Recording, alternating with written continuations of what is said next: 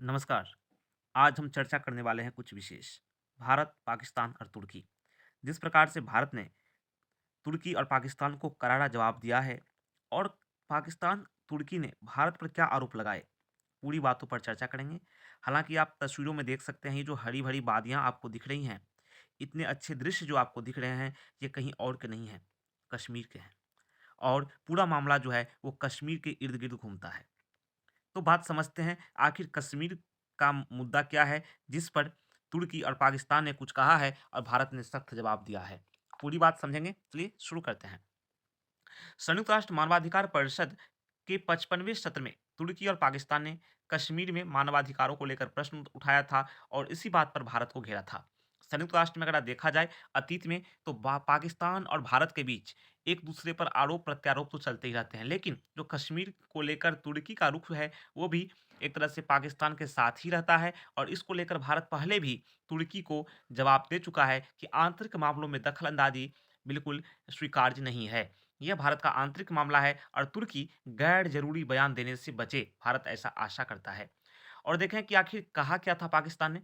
पाकिस्तान ने मानवाधिकार का मामला उठाया था कश्मीर में, उसको लेकर भारत ने जवाब दिया। एक होता है राइट टू रिप्लाई।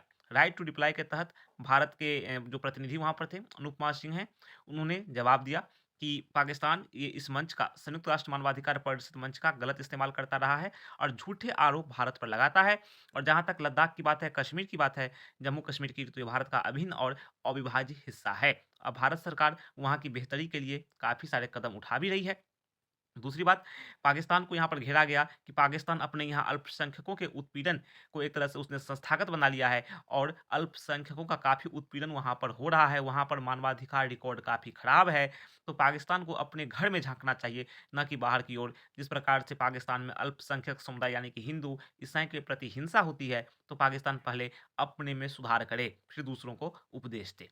पाकिस्तान ही एक ऐसा मुल्क है जो संयुक्त राष्ट्र परिषद की ओर से घोषित जो आतंकवादी हैं उनको प्रश्रय देता है। तो ख़ैर ये सब तो एक-दूसरे के आरोप-प्रत्यारोप हैं और ये बात सच भी है कि पाकिस्तान एक तरह से जो आतंकवाद जो है उसको प्रश्रय देता आ रहा है काफ़ी समय से। और दूसरी बात कि तुर्की पाकिस्तान कश्मीर को लेकर जो बोला था, तो भारत ने बिल्कुल स्पष्ट कर दिया कि तुर्की का बयान जो है वो स्वीकार नहीं होगा। पूरा आखिर तुर्की नाराज़ क्यों है हो गया, ये बात भी समझें आप कि तुर्की और ग्रीस जो है उसके बीच काफ़ी समय से डिस्टेंस रहे हैं, दूरियाँ रही हैं। तो ग्रीस के जो पीएम हैं वो हाल में भारत आए थे।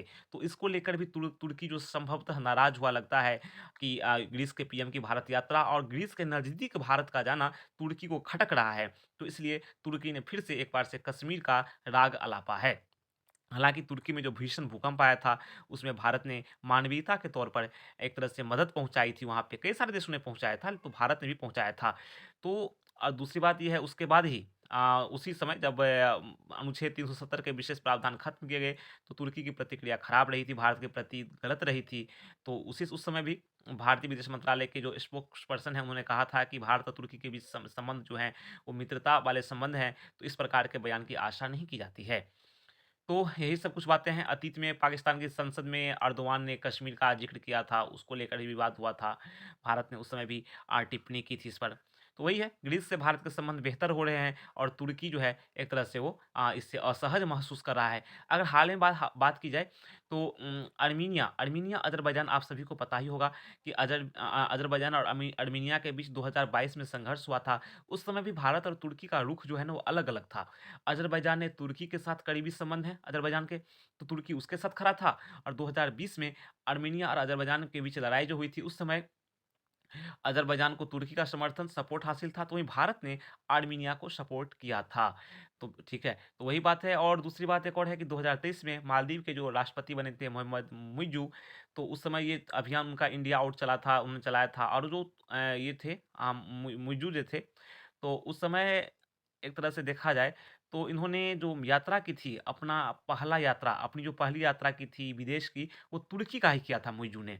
तो हालाँकि इससे पहले देखा गया है कि वहाँ का राष्ट्रपति जो विदेश दौरा है वो भारत का किया करते थे, लेकिन उन्होंने तुर्की को एक तरह से पसंद बनाया। तो हालाँकि तुर्की और भारत के संबंध जो हैं वो बेहतर होने की संभावनाएँ हैं और होने भी चाहिए। हर एक देश चाहते हैं कि अपने संबंध जो हैं वो बेहतर हों। हाँ, अपने हित चाहते हैं हर एक देश।